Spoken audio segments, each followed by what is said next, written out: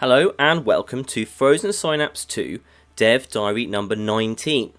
I'm Ian Hardingham, designer and lead programmer on Frozen Synapse 2, and today we're going to look at a couple of new features, talk about some bugs I've been fixing, exciting, and as usual get to your mailbag. So let's go.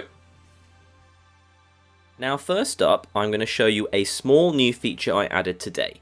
Last week I talked about setting up the deployments of your units at any building or road that they are stationed at, and I said at the time that one other thing I needed to do was to add the ability to set where your items are going to be stored.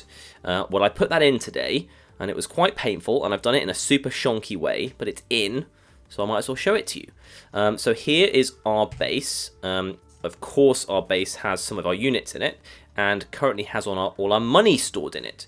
Once again, any money that you have does have to be stored in your various locations around the map, which I think is pretty cool. You know, trying to make a lot of the things that drive the systems in the game actual sort of physical objects that can be stolen and moved around and delivered. I think that's a really cool thing to have in games, and that's always something I wanted to put in FS2. So yes, we have our $30,000 right there, and we might have to protect it from other factions. So let's right click here and set up deployments and wait for the game to load, and we will zoom in and see where to put our money if it doesn't take too long. There we go.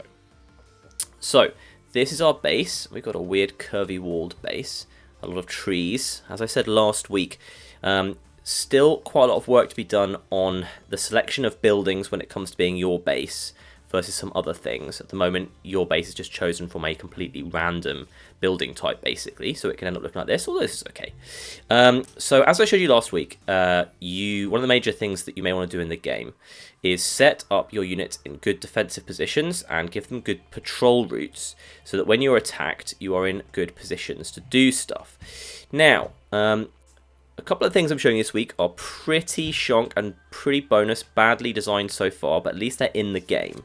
And the first thing that we can see in the bottom right here, we now see the city agent name and squad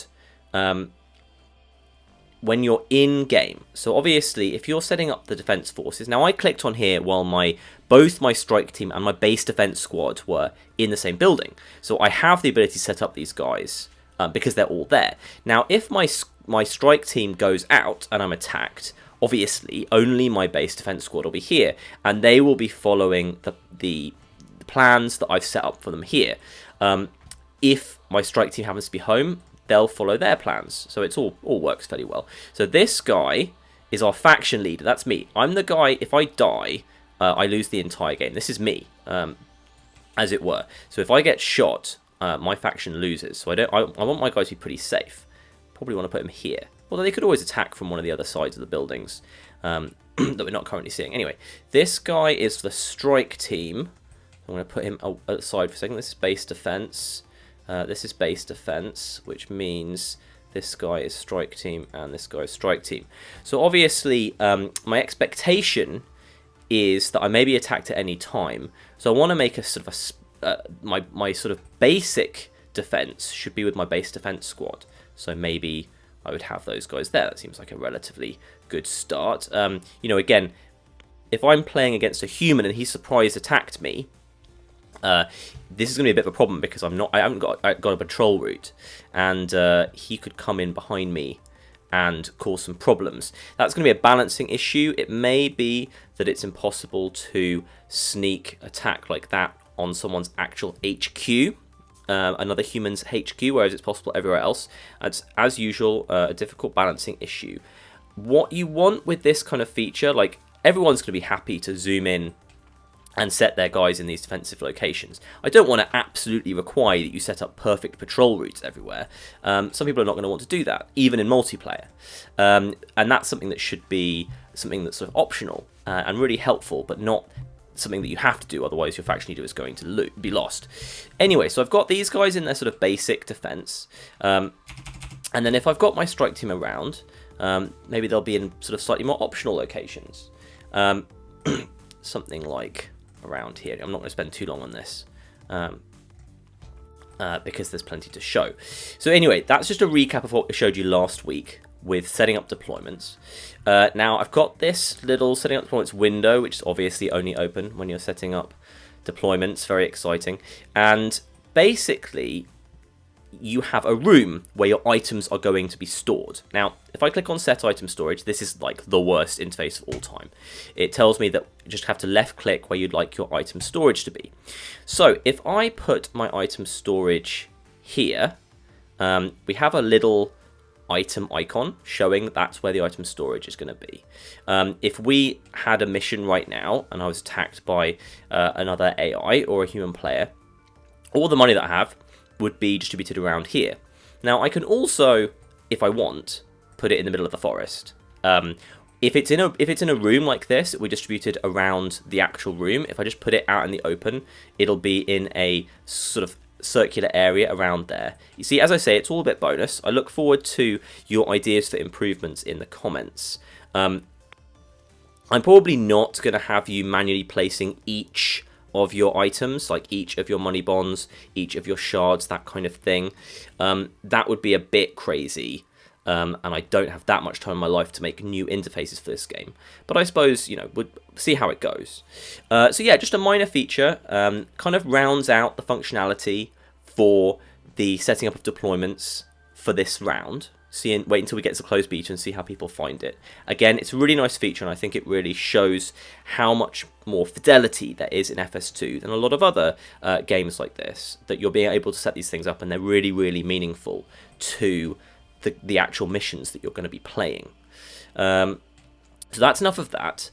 Let's look at some other stuff. Now let's talk about squads in general. Let's go to our squads screen. Now, when you start off the game, you have the base defense squad that has you, the faction leader, in it, 2 assault rifles, and you have your strike team that has 3 assault rifles. If you go to the economy screen, when you start off, you have 3 $10,000 bonds, so you have a total income of $30,000. And because you've got those 5 assault rifles, your expenditure is $25,000. They're $5,000 each. That means you have $5,000 to play with straight away. So when I start a game against Robin, for instance, or with Robin, however you want to call it, one of the first things I do right at the beginning of the game is I use that $5,000 to sign a new mercenary, a new assault rifle. So I have now 4 assault rifles. This name isn't showing up correctly. I need to fix that tomorrow. On my strike team. And the second thing I do is I create a new squad. And I put 2 of these guys into the new squad. Controlling the space in the city is really super important in Synapse 2, and generally, even right from the start of the game, you're going to want to have 2 strike teams just so you can double your coverage. The incursions are going to happen, you don't know where, and just having twice as many people around the map in different places gives you much more likelihood of being close enough to an incursion or anything else to impact it. I think it's nice to have these things that you learn to do at the beginning of the game. It's obviously you're not going to lose the game if you don't know how to do it. I don't want to have like a tooltip telling you to do this. And there are other things that you can do. For instance, you could cut all of your assault rifles and you could sign a load of pistol guys. They're half as expensive as assault rifles, so you could get 10 of them. Now, pistols are really pretty bad, but some people will do that. And, you know, the knife is, I guess, more effective than the pistol. We'll see how that goes in the closed beta. So anyway, there are tons of options, even right from the beginning of the game. Now let's talk a bit about the mercenary market, and again I apologise for how ugly everything is right now. That will change pretty soon. We have a lot of new units in Synapse 2. If you haven't seen the old video that talks about all the new units, I really suggest you do that. We have like 10 really strong unit types now, maybe even a few more. So at the very beginning of the game, you only have access to the Uzi, the pistol, the knife, and the assault rifle. And as you keep on going, you get more money, you get more prestige by getting more artifacts, by getting successfully getting the incursions. You get more mercenaries who are willing to sign with you. And I think the first new unit type you unlock is the shotgun. and it takes a long time to get access to all of the base mercenary types. Now, the lore behind the game is that there are a bunch of mercenaries wandering around this world, and if they like you enough, you are able to sign them for the amount of money that they charge. And what you're doing when you sign them, they're not actually fighting for you, they are giving you the rights to clone them. That gives us, as the game development team, the ability to do some interesting things. It allows us to give the mercenaries lots of personality, allow to say that they'll only sign with you if you have killed a faction they don't like, if you've done various things that they do like, that kind of thing. Obviously, it also allows the VAT forms themselves to be disposable, to be regrown at your base when they die, which is an important part of the game as well. So it's really nice. Now, if we click on one of these guys, we get just a completely empty work in progress screen. This is going to have the backstory for the mercenary in question. It's also going to have probably a list of everything he's done so far, all of his stats. You can cut him. That's a bit of language left over from Frozen Cortex, but we have to call it something else if you want to free up the money to do something else. And I recently added that you could rename them. So that's the kind of thing people like doing in modern video games, so that's allowable. Now, our wonderful lead artist, Rich, has done a load of avatars for our mercenaries, so each one will have a cool little image. Let me know what you guys think of this. Now, obviously, we don't have time to do beautiful painted portraits for every single one of the mercenaries. They're going to be over 100 different guys, but we think these are really visually attractive. Give a bit of character, a bit more than just sort of identikit photos. Adding things together doesn't necessarily work as well. So really like those. So obviously, this is an area which is going to get upgraded quite a lot in the next month. And really, just the squads are such a big deal about how much freedom you have in Frozen Synapse 2. So, as usual, let me know what you think about that. So, I've just created this extra squad, and just to give you an idea of what you might want to do. If I send Strike Team 1 over there, and I send Strike Team 2 over there, then, suddenly I have significantly more coverage of the city around where I am. Oh, this one's not rendering his little icon. Great. More things for me to fix. Anyway, so thanks for listening to that. That's just a bit of an update on squads. And now we're going to get to the mailbag. Okay, Tabus asks if you're going to be able to edit the terrain for your checkpoints. Are you going to be able to edit your base as well?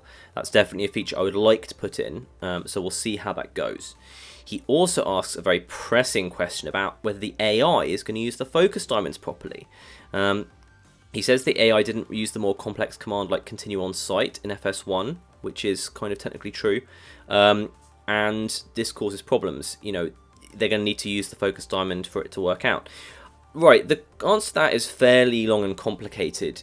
I don't really think it's possible to make an AI that can just play Frozen Synapse with exactly the same rules as a human, as well as a human. I think I did a pretty good job with FS1, but you're always going to need to give them some advantages and some disadvantages as a balancing metric, and there are going to be things that they're much better at doing than a human and much worse at doing than a human. When it comes to the AI, I've got it sort of basically working in FS2, but I need to do a big stage of getting it a bit better. In terms of what happens to the focus diamond, I don't know whether they're going to use it exactly as the player does. They didn't do exactly what the player did in Frozen Synapse 1. They actually did something called focus on engage. They would only engage on... That's not even slightly true. They basically were able to continue on site for engagements that they were going to lose in FS1. So they had like a little bit of an advantage there. In FS2, I don't necessarily think they'll be doing that, but it's a really, really complicated question. Basically, it's much more important for the city level AI that it is interesting and challenging and fun to play against than it is that it's using the exact same systems as the player. And I don't mean I'm going to undermine it completely by having them know exactly where you're going, or heaven forbid, have them know what your plans are going to be. I don't mean anything like that. But there are times, just like in any FPS or any game really, the AI is sometimes going to be given buffs. Like often there are a lot more AI units than player units, for instance, and they're also going to be sometimes they're going to be worse in areas than player units are. That's just true in pretty much every game, and it's really central to making the game as fun as it can be, because you don't necessarily want to play against a human level AI all of the time when you're playing on the city level. Sometimes you want some stupid guys. There are a lot more of them than there are of your guys, and you want to approach them tactically. So it's a bit of a long and crazy answer, but basically the priority for me is making the AI do stuff that's really, really interesting and really, really fun. And I don't know if it'll use the focus diamond. Like, the AI process does try and predict what the player is going to do. But having said that, I don't know if its predictions are accurate enough to make the focus diamond work. Maybe that would be fine. Maybe they wouldn't hit it often enough. Maybe I could make the focus diamond a bit bigger for the AIs, the poor AIs, you're a bit substandard intelligence. I mean, the single player that I've played with the player, myself having the focus diamond, it's really, really, really fun in single player. It actually makes... I think it makes something significantly more fun than FS1, because it gives you more agency if you're willing to step out and predict what the AI is going to do. But you guys are going to be playing it pretty soon, and you can tell what you think. Anyway, that was a long answer. Ventus Wings asks, will there be difficulty settings which modify AI faction strength and such? Yeah, sure, I could imagine there being difficulty settings when you start a new game. We'll see. I mean, games like this, do they generally have difficulty settings? Yes, I guess they do.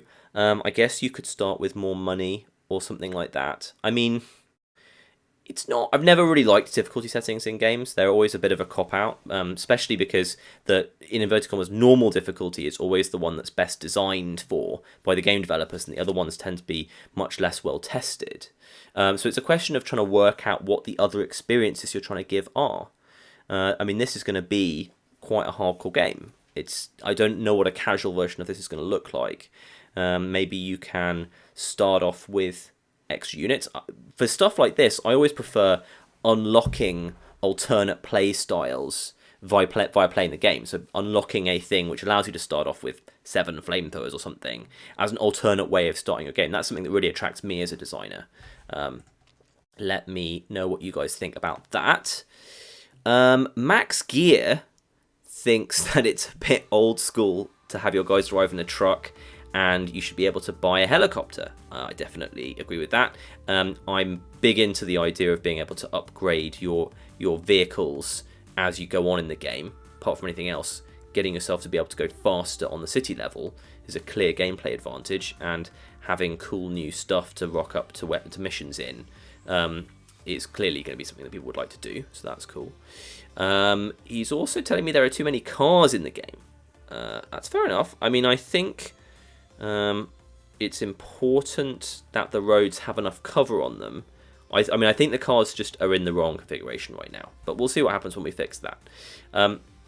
Lemon Cell asks, you should be able to choose a colour, and that will change the colour of your units, both in the mission and on the city level. I definitely think you should be able to change your colour on the city level. It's a complete nightmare if the red and green units are changed colours depending on the faction in the actual mission. And I'm pretty sure Paul would kill me if I tried to do that. Not an impossibility, but it really does cause quite a lot of sort of borderline usability issues. So we'll see about that one.